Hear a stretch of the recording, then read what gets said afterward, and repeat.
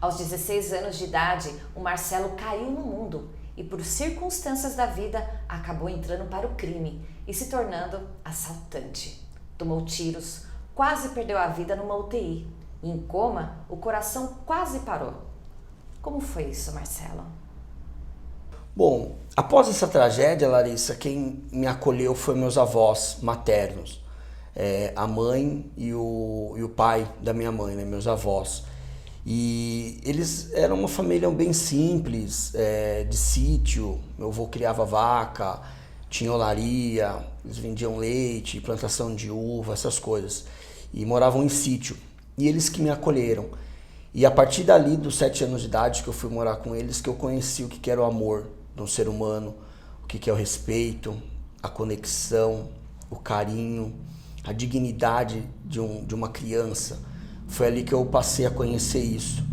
E foram os melhores anos da minha vida, porque eu tinha bastante primos que moravam ao redor, e antes da tragédia, minha família tinha medo de se aproximar de nós, medo do meu pai, então eu não tinha tanto contato e convívio com eles. E a partir dali que eu pude ter essa dignidade, né, de criança. De família, de pai, mãe, filho, isso. E amor, e se sentir confortado. E o que aconteceu para aos 16 anos você tomar o caminho do crime, se tornar um assaltante? O que passou na sua cabeça? O que aconteceu? Então, aos 10 anos eu perdi meu avô. Meu avô se tornou tudo para mim. Ele virou meu pai, meu irmão, meu avô, meu mentor, meu melhor amigo. Só que isso só durou 3 anos. Aos 10 anos eu tive essa perca e foi algo muito forte para mim. Foi até um pouco mais forte do que a perca dos meus pais, porque por mais que a tragédia foi maior, mas com meu avô era uma conexão mais funda, um amor mais fundo. E dali para frente, dos 10 aos 16, eu convivi com a minha avó. Minha avó, coitada, ela fez de tudo para me dar sempre o melhor. Ela não sabia o que fazer para me agradar, para me ajudar, para me dar carinho, me dar amor, né? Mas com 16 anos de idade, quando eu já comecei a pegar uma idade assim mais avançada um pouco, eu comecei a entender as coisas, eu me senti um leão dentro da jaula ali no sítio. Porque eu olhava ao redor, a minha família toda, estavam todos ali. E eu não queria isso pra mim, eu não queria conviver ali, em sítio, interior. Eu queria cair no mundo, eu tinha um sonho de ser empresário. Desde criança, desde muito pequeno, eu pegava minha maletinha e ficava brincando que eu era dono de empresa. Que eu tinha empresa, que eu tinha funcionários, que eu era um líder. E quando eu tive 16 anos de idade, que eu já tinha uma mente um pouco mais aberta, eu falei, não, eu não vou ficar aqui. Minha avó já estava ficando velhinha, eu sentei com a minha tia, eu falei, tia, uma tia mais próxima, eu falei, tia, cuida da avó, porque eu tô indo embora. Ela, como assim você tá indo embora? Eu tinha uma casa, que foi herança do meu pai, e eu tinha uma moto, porque com 11 anos de idade, depois da perca do meu avô, acho que para me agradar, tentar me deixar mais calmo, mais tranquilo, minha avó me deu uma moto. E dos meus 11 aos 16 eu troquei 2 motos, aí peguei uma moto mais potente, eu andava muito bem. E eu falei assim, bom, eu tenho uma casa, eu tenho uma moto, eu vou ser empresário, ponto. Eu sempre muito decidido na vida, né? E fui. Ela ficou com a minha avó, cuidou da minha avó, e eu caí no mundo. Caí no mundo com um sonho de ser empresário. Só que na casa onde que eu fui morar, que era o bairro onde que tinha ficado essa casa de herança, né, do meu pai, era a periferia, bem próximo de uma favela. E como o ser humano tem necessidade de pertencimento, eu precisava pertencer a algum grupo, conhecer pessoas. Eu comecei a conhecer pessoas. E essas pessoas que estavam próximas ali da minha realidade eram pessoas do crime, eram assaltantes. E aí eu comecei a conviver e minha programação mental, meu pai era traficante, eu visitei meu pai na cadeia, meu pai vivia armado. Matar, é normal, meu pai matou minha mãe, se matou. Então a programação mental que eu tive começou como a nossa mente ela associa as coisas, a minha mente começou a associar aquilo como algo normal. E foi o crime que me acolheu. Minha casa virou um QG do crime. A minha moto era usada para práticas de roubo e eu comecei levando eles para realizar os assaltos. Então somou aquela sua vontade de conhecer o mundo com uma má influência do crime. É o que eu tinha ali, é o que me acolheu.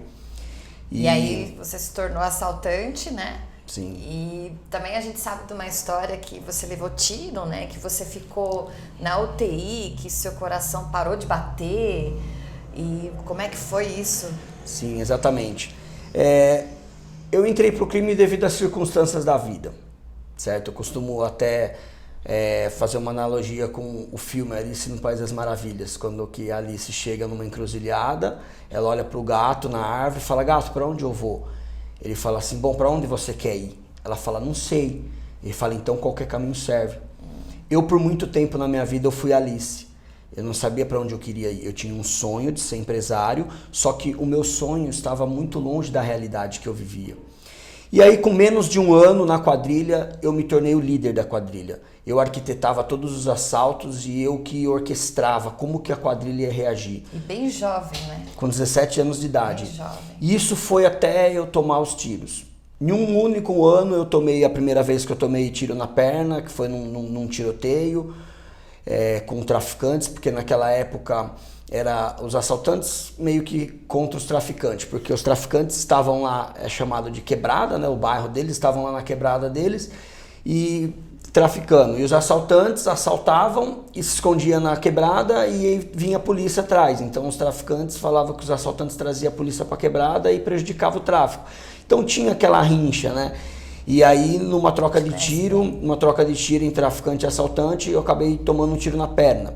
Quase perdi a perna. Me recuperei após um tempo e aí numa segunda situação aí eu tomei um tiro quase que fatal. Eu tomei um tiro nas costas, que quebrou 2 costelas, atravessou o pulmão e se alojou na espinha. E aí eu fui pro hospital, fiquei 17 dias na UTI, internado, foi muito sério, que precisou, meu sangue mudou, minha família precisou assinar para autorizar que colocasse outro tipo de sangue, porque o meu não tinha. Eu fiquei 17 dias em coma na UTI e por um momento meu coração parou, por aproximadamente 1 minuto e 32 segundos. E aconteceu uma coisa tão incrível, Larissa, nesse momento, que eu vi meu corpo estendido na maca. E ali eu falei: eu morri. Acabou pra mim. Porque eu olhava pro aparelho de cardiograma, né, do coração ali, eu via aquela linha em linha reta, aquele barulhinho e a movimentação dos médicos. Eu vi o médico tentando me voltar no choque. E aquele momento eu falei: cara, eu morri. A vida acabou pra mim aqui. Só que eu senti uma força mais forte falando pra mim que a minha trajetória de vida não se encerrava ali, que eu tinha um propósito de vida muito grande. E foi a primeira vez que eu ouvi uma frase: nunca desista de você. Após os tiros, né, que eu tomei, eu só queria vingança. Naquele momento eu não entendi. Foi rápido, né?